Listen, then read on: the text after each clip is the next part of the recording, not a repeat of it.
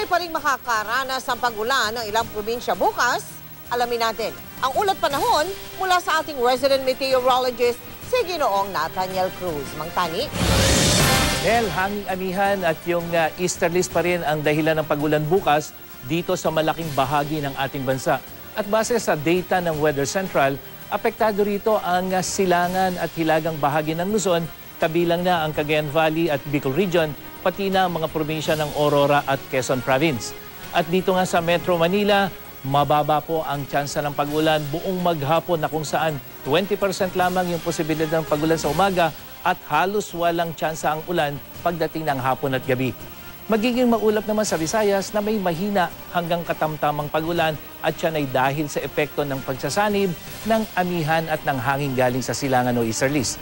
At sa Mindanao, makakaranas po ng mga pag-ulan at makulimlim na kalangitan at yan ay dahil sa easterlies.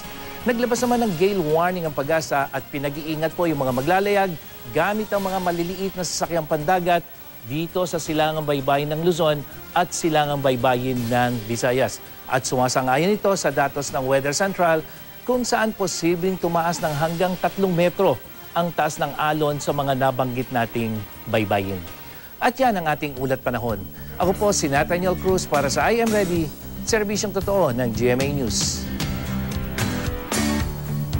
Maraming salamat sa iyo, Mang Tani.